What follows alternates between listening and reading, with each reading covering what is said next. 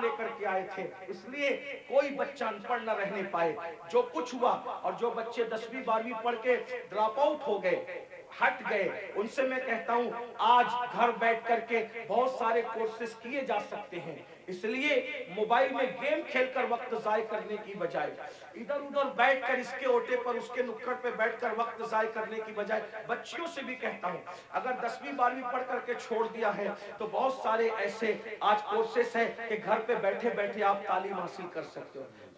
Lockdown के अंदर मैं भी जो है वो 11वीं पढ़ के मैंने छोड़ दिया। मेरे 11वीं पढ़ के छोड़ने का वाकया भी एक अजीब सा है। असल में सुन्नी दावत इस्लामी के माहौल में था। मैं 11वीं में जब जूनियर कॉलेज में मेरा एडमिशन हुआ, माँ बाप की तमन्ना थी कि इसको टीचर बनाएंगे, तो खास तौर पे अम्मी की तमन्ना थी इसको टीचर बनाएंगे। मैं जैसे कॉलेज जूनियर कॉलेज में मैंने कदम रखा तो देखा कि लड़के और लड़कियां साथ पढ़ते हैं और बेपर्दा है, और 11वीं में पहुंचने के बाद सब बालिग हो गए। तो इतना शऊर नहीं था मुझे, लेकिन इतना तो था कि लड़कियों के साथ नहीं बैठा जा सकता बेपर्दा। तो मैंने टीचर से कहा, क्लास टीचर से, अब्दुल अजीज सर हमारे थे, मैंने कहा कि लड़कियों के साथ तो बैठना नाजायज है। वो हंसने लगे, बोले हैरत है इस दौर में ऐसी बात कोई करता है, तो पागल तो नहीं हुआ। मैंने 1 महीने तक के ये बात करता रहा। आखिर हमारे प्रिंसिपल ने कहा ऐसी बात नहीं। मैंने कहा या तो डिवाइड कर दें या तो फिर हम चले, और मैंने जो है वो फिर उसके बाद छोड़ दिया। मेरे सर मेरे घर तक आए, इत्तेफाक से वो मेरे अब्बा के भी क्लास टीचर रह चुके थे, मेरे भी एक ही स्कूल में, हमारे अब्बा ने ही पढ़ा हमने भी पढ़ा। तो वहां पर वो आए, कहा कि अब्बा, वो कहा कि तेरे बेटे को समझा कि ये पागल तो नहीं हुआ है।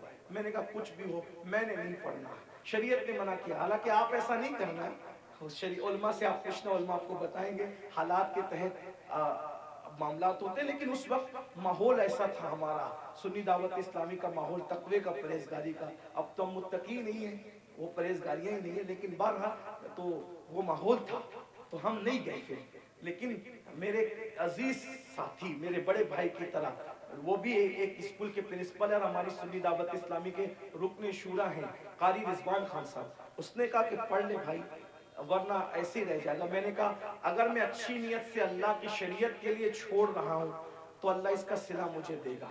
और अल्लाह ने मुझे सिला ये दिया कि आज मैं एक English medium school and junior college का चेयरमैन हूं, अल्हम्दुलिल्लाह। और तकरीबन 50 टीचर्स जो है वो इस वक्त कमोबेश अल्हम्दुलिल्लाह जो वो हमारे अंडर में काम करते हैं। ये करम है। मुझे ये यकीन है शरीयत का दामन जिसने पकड़ा है तो अल्लाह ने उसको कभी जलील नहीं होने दिया, रुस्वा नहीं। लेकिन बहरहाल फिर मुझे एहसास था कि मैं पढ़ नहीं सका, फिर मेरी पूरी तवज्जो दीनी तालीम की तरफ होगी। वैसे मैं 7th और 8th से मैं जो है वो आलिम कोर्स की तरफ चला गया था, लेकिन मैंने सोचा कि पूरी तवज्जो 11वीं के बाद इसी पे मरकूज कर दी जाए, उसी तरफ मैंने तवज्जो रखी।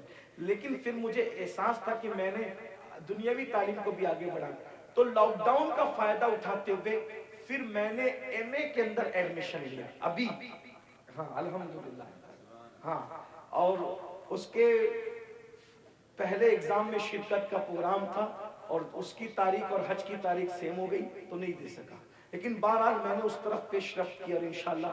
तो आपसे भी मैं कहता हूँ, मैं ये आपको ही कह के जा रहा हूँ नहीं, मैं आपसे, मैंने खुद भी इस पर अमल किया है अल्हम्दुलिल्लाह। और मैं इंशाअल्लाह ताला उसकी कोशिश करूंगा कि 1 साल में उसकी तकमील करूं जो रह गया है।